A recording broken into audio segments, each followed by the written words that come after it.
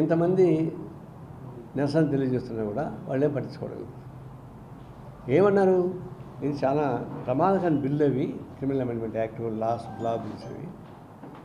అది ఒకరోజు చెప్పాలంటే సరే సెంటిమెంట్ కావచ్చు, బ్రిటిష్ కాలంలో వచ్చినటువంటి బిల్లు కదా అవి, దాన్ని మారుస్తామనంటే ఎవరైనా సరే బ్రిటిష్ వాళ్ళు మనకి ఏమనుకుంటారు, ప్రత్యేకంగా చట్టాన్ని రాజద్రోహం అన్నారు. ఇప్పుడు ఏమన్నారు, ఆ పేరు మార్చి దేశద్రోహం అని పెట్టారు. అంటే యాక్ట్లో అన్నీ ఒకటే, సెక్షన్ అంతా పేరు మార్చారు. పౌర హక్కులు వాళ్ళకి కేవలం బెయిలబుల్ కేసులు కావు, 2 ఏళ్ళ వరకు పెట్టేసి ఏ కేసు అయినా సరే 2 ఏళ్ళకి పైన సెట్ చేసేస్తున్నారు.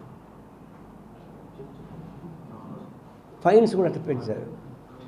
బిల్స్ అవి మరి ప్రభుత్వం చేసే చట్టాలను నిరసించే హక్కు ఉండగా నిరసించడానికి వీలు లేకుండా మీరు చేసేటువంటి చట్టాలు పేరుకేమో మీరు బ్రిటిష్ వాళ్ళు అంటున్నారు, కానీ దాంట్లో అన్యాయం చేస్తున్నారు.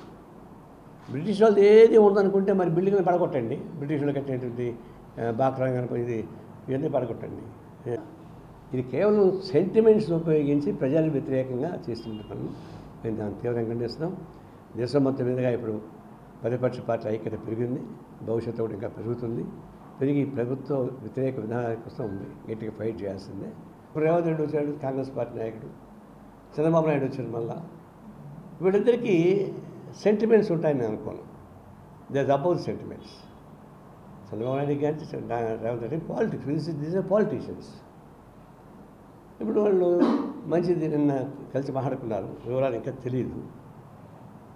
అంటే ఒక కలిసి కూర్చొని మాట్లాడేవి ఒక మంచి అంశంగా మేము పరిశీలిస్తున్నాం, నేను స్వాగతం పలుకుతున్నాం. నేను ఎమ్మెల్యేగా పరిష్కారం చేసుకునే డిసిషన్కి సిపిఐ పూర్తి తోడ్పాటు ఉంటుంది. అబ్నార్మల్ ఏమైనా ఉంటే మేము చెప్తాం, ఓపెన్గా చెప్తాం. అటు ఐపీఎస్ ఐఏఎస్ ఆఫీసర్లు ఎక్కడ పోయినా మీకుంటే విలువ మీకుంటుంది. ఎందుకు గవర్నమెంట్ మాన్యత పనిష్మెంట్ గురవుతున్నారు?